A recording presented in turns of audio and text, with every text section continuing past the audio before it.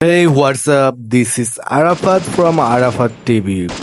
তো এটি হচ্ছে আমার ফার্স্ট ভিডিও হতে যাচ্ছে। আজকে আমি আপনাদের মাঝে টিকটকের কিছু অসামাজিক কর্মকাণ্ডকৃত কিছু মেয়েদেরকে তুলে ধরবো। এই লিস্টে যাকে আমরা প্রথমে রেখেছি তাকে তো মোটামুটি সবাই চেনেন। তিনি হচ্ছেন আমাদের ছোট পর্দার জনপ্রিয় একটি ক্যারেক্টার, যিনি কিনা হচ্ছে আমাদের ফেসবুক পেজে ভিডিও করে থাকেন। তিনি হচ্ছেন আয়াত রহমান।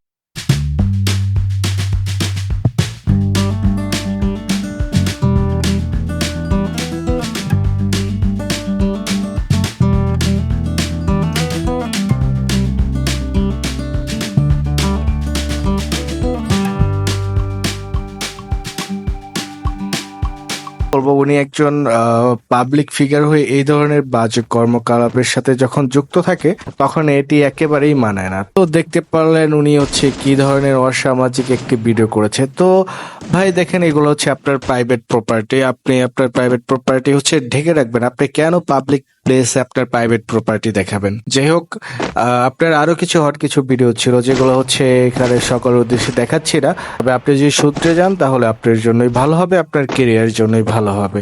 যাই হোক, আরো বড় কথা, চলে যাচ্ছি সামনেরই পাতায়। গোসল করতে গিয়েও কিসের এই ধরনের সুইমিং পুলে ভিডিও করতে হবে?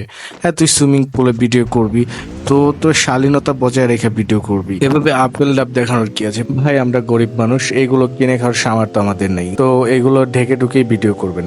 তো আর টিকটক আমাদেরকে দেখুন কি পরিমাণ অশ্লীল করে দিয়েছে। এই দেখেন,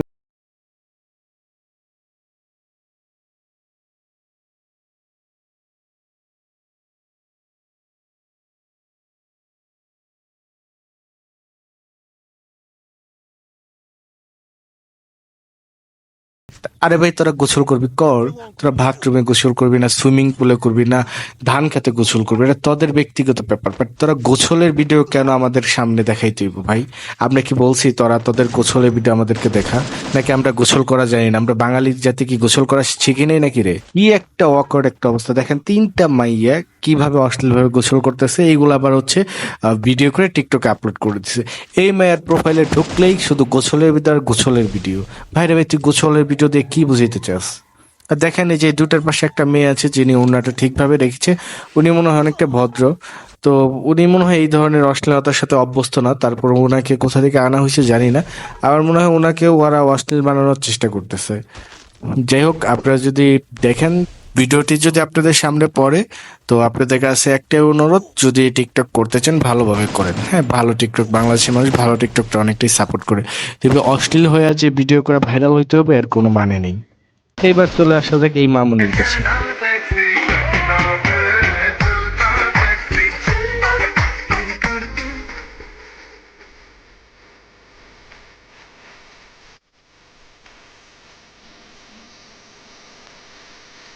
আরে মামুনি, তোমার হচ্ছে স্কুলে পড়ালেখা করার বয়স। এই বয়সে যদি তুমি টিকটকার হয়ে যাও তাহলে তার চলবে না। আর হ্যাঁ, ক্যামেরা ধরেছো, ক্যামেরার অ্যাঙ্গেলটা তো সোজা করে ধরো। বাঁকা সাইড থেকে ক্যামেরার অ্যাঙ্গেল ধরার কি আছে? আর একটু পরপর শার্ট টানার কি আছে? হ্যাঁ, ভালো হয়ে যাও। আরে ভাই, এইটা হচ্ছে পিচ্ছি একটা বাচ্চারে দিয়া কি সব শুরু করছে। জানি না তার পোলা নাকি ভাই হবে। তবে আপনারাই বলেন, এই ধরনের কর্মকাণ্ড করা কি ঠিক হয়েছে? তার মধ্যে আবার ডাব ডুব বাই করে কি ধরনের অঙ্গভঙ্গি শুরু করছে। আর বেশি কিছু বলতে চাই না। আপনি এইসব নোংরামি বাদ দিয়ে ভালো হয়ে যান। এইসব নোংরামি যদি না বাদ দেন না, শুটিয়ে লাল করে দেবো, নোংরামি বের করে দেবো, ঠিক আছে? এই যে আবার ওই সেই বোকাচোদার ভিডিওটি দেখেন, কি একটা অবস্থা রে ভাই রে ভাই। তারা গোসল করবি এই ধরনের অঙ্গভঙ্গি করে নাইচা নিচ্ছে, কি বুঝাইতে চাষটা ভাই? আবার এই যে এই ধরনের টিপ্পা টিপ্পা এগুলো কি দেখা সাথে ভাই? এত বুঝি না, এত পিনি কথা থাকে কই থেকে? এত কারেন্ট কই হোগা, এত কারেন্ট কি লিগা?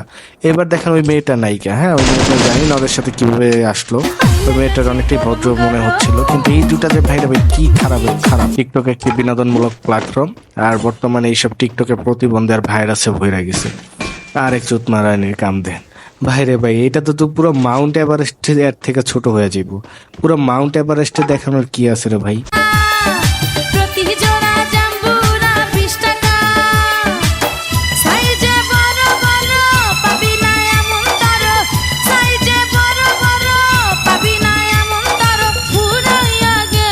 তোর শীত লাগছে, তুই সোয়েটার পরবি না জ্যাকেট পরবি পর। তো মাউন্ট এভারেস্টে দেখানোর কি আছে বোকা চোদারা?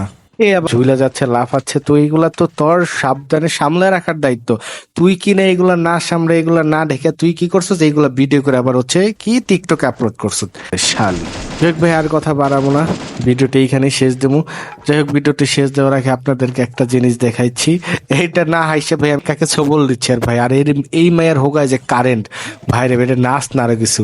আর আমাদের এই ভাইয়ের সাপটি তো শুধু লাফাচ্ছে যে কখন গর্তে ঢুকে পড়বে।